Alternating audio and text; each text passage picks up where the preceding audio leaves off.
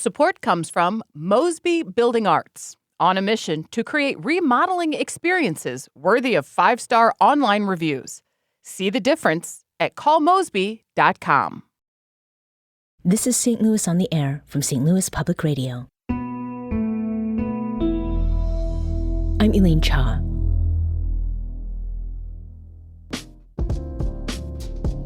In the immediate aftermath of the May 16th tornado that tore a path through St. Louis last spring, a mobile clinic called 314 Oasis set up at Fountain Park to support people impacted by the storm. Under its tent, there was food and help with shelter, there was care for physical and mental health, and there were people being present and staying present day after day. It's getting close to 1 year since 314 Oasis began its work. In that time, its efforts have expanded and deepened. Dr. L.J. Punch is the 314 Oasis co-founder and director, and he joins us now to share about those developments. Dr. Punch, welcome back. Thanks, Elaine. So let's go over some of the basics of 314 Oasis for folks who did not hear our conversation back in June last year. What is 314 Oasis, and why was it established? 314 Oasis is a collective effort in community care that was established the day the May 16th EF3 tornado tore through the heart of St. Louis. And it truly was an emergent strategy responding to the loss of home and the displacement that the tornado created.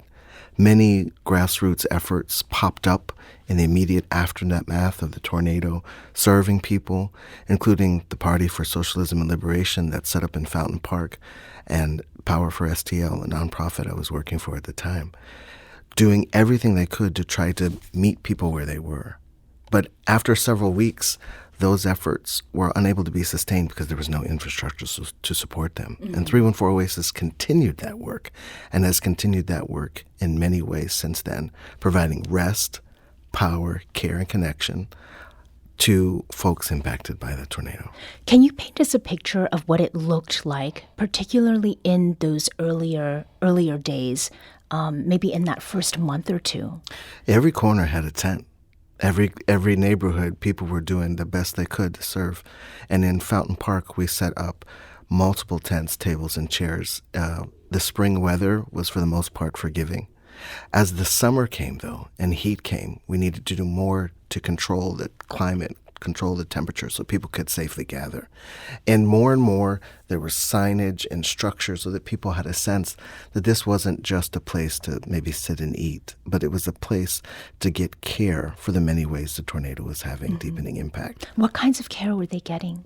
The first was presence, people being there, not being abandoned, and knowing that someone was there to listen, which is a central tenet of providing mental health first aid as the actual impact of the storm started to hit people.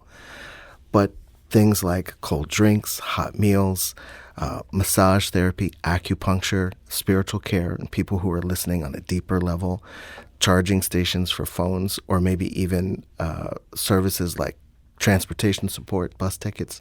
But as this evolved, more and more organizations started to co-locate their care with us, such as the Integrated Health Network sending community health workers, or the group of Show Me Hope efforts that have been doing crisis counseling, rental assistance supported by the St. Louis Recovery Office, and numerous, I can't even quantify how many donated items people brought so that we could share basic needs. Mm-hmm. When we talked last June, you said that this was going to be called 314 Oasis. There wasn't necessarily a permanent name for it. 314, yes, it's St. Louis's area code, but it also means something else, right? Yeah. So as a trauma surgeon, I recognize the point of impact, the time of injury, as a moment that would have a characteristic evolution of needs, just like people go from the ICU to the floor to rehab. The 3 stands for those 3 phases: crisis, recovery, and resilience, recognizing that they're not necessarily linear, but that people need different things on different days depending on the different parts of the crisis they're managing, and that there needed to be a way to think about what would happen next for another storm or another severe event so that people would be prepared.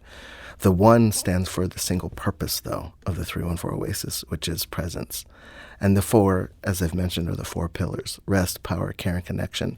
The things that people need when they're displaced from home until they can get home again.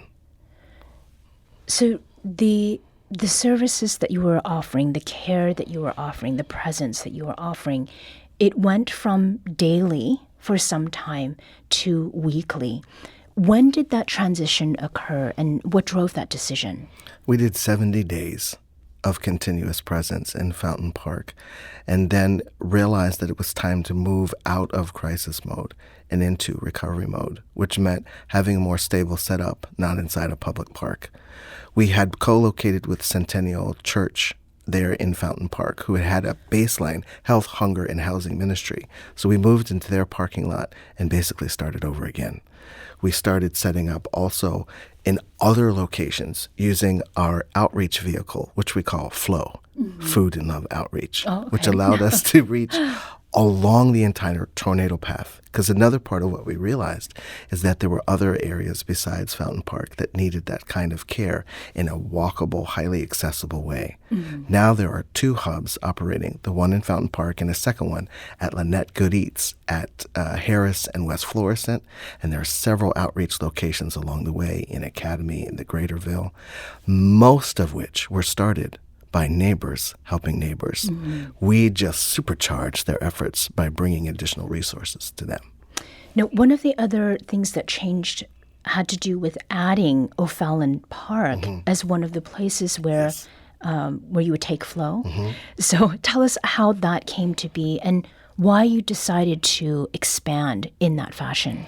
Well, we wanted to be there early on, but we needed a place. I mean, the tornado damaged all the buildings, the places where people would gather. Churches were closed, libraries were closed, schools were closed.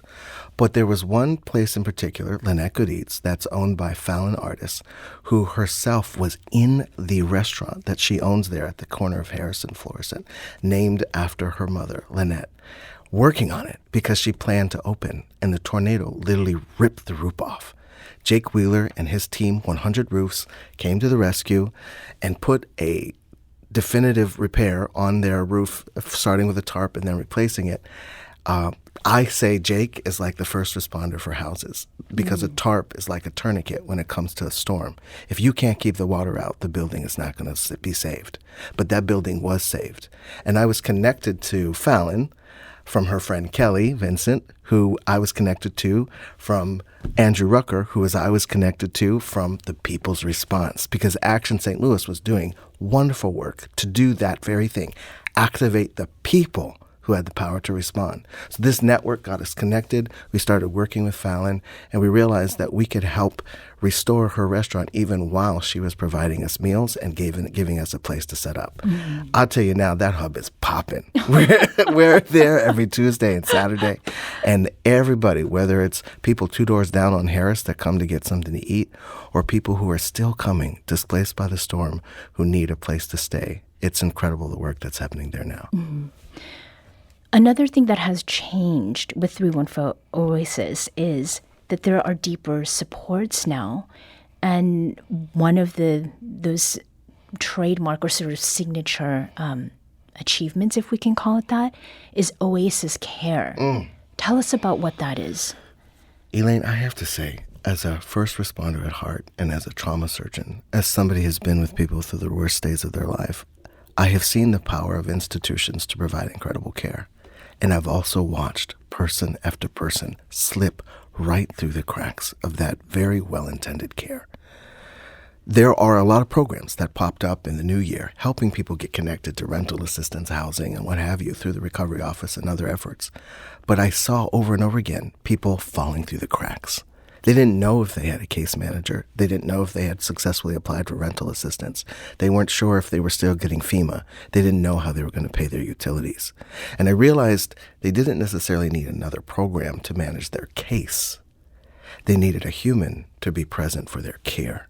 So Oasis Care is about filling in the gaps in all the ways that people might present in crisis and need a helping hand to both be immediately stabilized, whether that's a hotel or paying a light bill so you can get the electricity back on, but also helping you find out that actually you qualify for 3 things you didn't even know you could apply for. So that is in-person care. Right there in the impacted areas, whether it be on our hubs or out with Flow, we're one-on-one. Just now, earlier today, I was at Ashland and Newstead at Mr. Larry's Corner, a place that was tremendously physically impacted. And our Oasis care manager was on site hearing people's stories and helping them take next steps in getting access to recovery. We're talking today with Dr. L.J. Punch. He's the co-founder and director of 314 Oasis.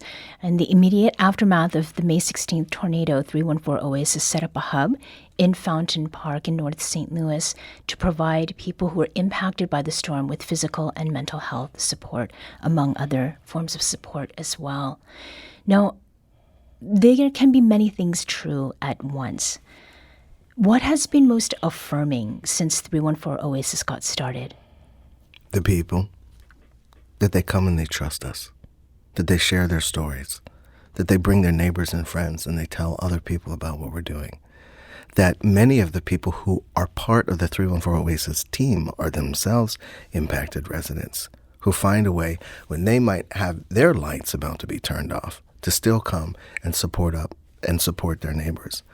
I also think the truth that housing is health and the commitment to not look away from what it has meant for so many people to be deeply displaced.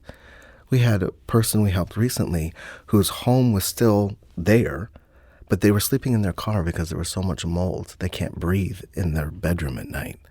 It affirms me that this work is worth being done when I see people still needing the care. And I'm amazed that the people have decided to continue to show up to it. So the many things true at once then, what has been most troubling to you? The lack of structure to support these deep needs.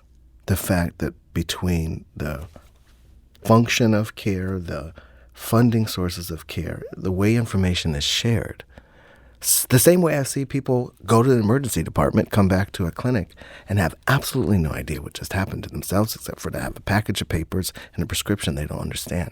The same thing is happening. And I am dismayed that there are also not commitments that that's actually the responsibility of those same institutions. The helpers cannot blame the people coming for help for being unable to access it. And we can't put this weight on people that somehow their condition before the storm would negate their qualifying for ongoing support. And so I'm dismayed at the lack of urgency still. I'm dismayed that there hasn't been swift, definitive commitment to the construction of a housing plan that gets people's homes rebuilt. There is more money, a whole lot more money right now, being put toward debris removal than there is toward repair. As our Centennial Hub coordinator, Angel Flores, says, demolition has been certain, but repair has been conditional. And that has been very, very difficult to watch because by now, yes, maybe we weren't prepared, but we know now. And actually, even more, we need to be making a plan for the next year because the needs are not going to stop, unfortunately, anytime soon. Mm-hmm. Where's the biggest opportunity? Where do you see opportunity right now? I think the greatest opportunity is in the absolutely pivotal moment our city is in, like literally right now, as we consider our budget for fiscal year 27. We have a big set of decisions to make as a region. Yes, we need infrastructure support. And yes, there's something to be said for businesses being able to thrive, so there's a tax base. But Elaine, we have St. Louis residents who are literally dying because of the loss of home. If we do not collectively put a concerted efforts that actually puts those 3 things together as one effort, which is to bring St. Louis home and keep people safe, I am sad for our soul as a region. I think the opportunity is to find ways to spend money twice. There's a really exciting program the Urban League is doing right now where they're hiring people to do cleanup work related to the tornado. 314 Oasis tries to put all of its vendors and as many people as possible on its team from people who have been directly impacted, stabilizing them while they stabilize other people. As we think about the rebuilding, as we think about the investment of the RAM settlement funds, those dollars can stay in St. Louis. People say it's $1.6 billion. It's too much money. Nobody can rebuild this. Nobody can handle it. There's not enough money. But what if you spend the money 10 times, reinvesting, reinvesting, reinvesting? We need that kind of courageous, innovative ways of thinking about local investment and true, actual, real community development so that we can get the job done. We are at an absolute crossroads right now in the region. And I'm excited to be part of an effort that is putting out the hope that something can be done and insisting that people are worth it. Mm-hmm. As you talk about all of the changes that are possible, the ones that are urgent, there are the needs that people have, where they are staying, where they're living. One of the other most recent big changes with 314 Oasis also encompasses sort of this environment that we are living in, right? Park to Park is what this is called. What is Park to Park, Dr. Punch, and what sparked this particular movement? Again, thinking of the way I think about people going through crises, I have seen over time that the 1 year after mark is a very important moment. It's a moment where we look around and we make peace or we rage against our new normal. Supporting people and being present in that mark is incredibly important. Listening, hearing, and letting people decide what their next steps will be with support. So Park to Park is the 1 year after a day of remembrance where we plan to gather as a community in both Fountain and O'Fallon Park, recognizing that while the storm had a universal impact on the earth beneath us, the recovery has been disparate. And so we want to recognize the ways that our parks were impacted by gathering in them, seeing them, honoring even trees that have been fallen. And our friend Jenna is going to be there doing tree prints, and we're going to be recognizing the shared impact of the earth. But we're also going to insist on the visibility of the ways our recovery has not been shared in the same way, so that we can make sure the region continues to stay awake to the reality that there is much more work to be done. Mm-hmm. You had mentioned to me when we spoke before this conversation about the very small distance there is between Forest Park and O'Fallon Park. Yeah. If you go from the most east-north corner of Forest Park to the most southwest corner of O'Fallon, you're not really much more than a 5K. And the destruction in that round 4-mile path is incredible and looks very different as you stretch across that length. We originally had hoped to do a walk from Forest Park to O'Fallon Park. And actually, I frequently will drive through the city from one edge to the other so that I can keep myself oriented to what's actually happening in community. There are still imperfectly repaired roofs and downed trees and trees that need to be replanted and sidewalks that aren't perfect from one edge to the other.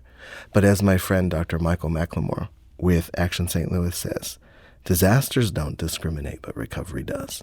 And if you take that walk, if you drive on that path from park to park, you see that story play out in undeniable truth. Mm-hmm.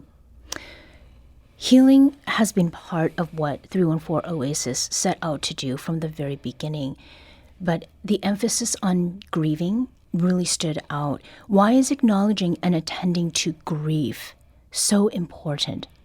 When we suppress grief, then we suffer from depression.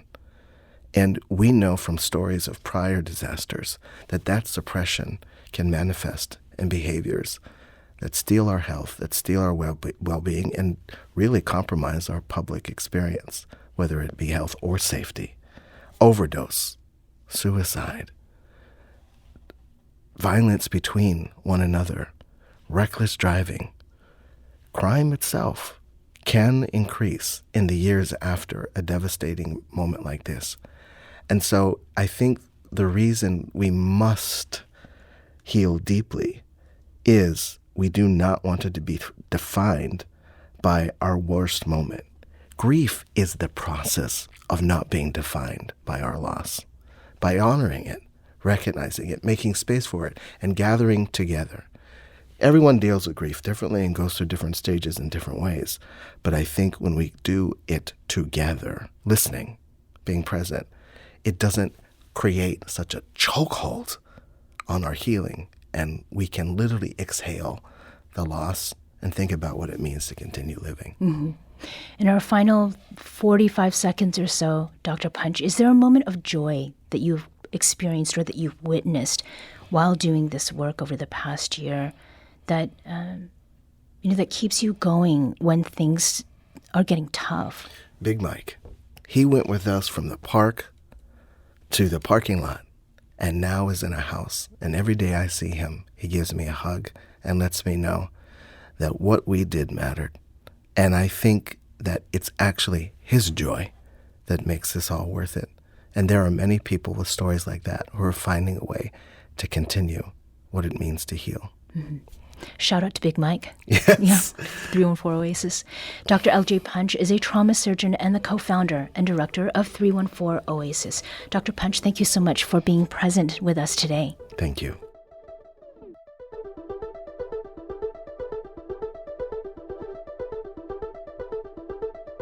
This episode was produced by Elaine Shaw. Our audio engineer is Aaron Dorr. This podcast was mixed and edited by Aaron. Our executive producer is Alex Hoyer. St. Louis on the Air is a production of St. Louis Public Radio. Understanding starts here. Do you find yourself regularly listening to episodes of St. Louis on the Air? Suggest us to a friend you think might enjoy our conversations. And leave us a review and rating on Apple Podcasts on the App Store. It's the simplest way to help people discover our show. Thanks. St. Louis Public Radio is a member-supported service of the University of Missouri St. Louis.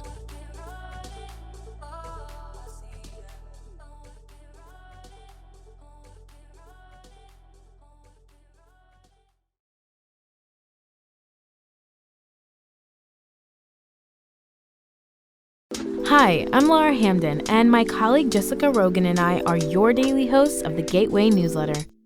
We meet with the editors in the STLPR newsroom every weekday to bring you the top local stories of the day in a quick and easy 6-minute read by 6 a.m. In an age of overwhelm, it's a refreshing, thoughtful take on the news day, if we do say so ourselves.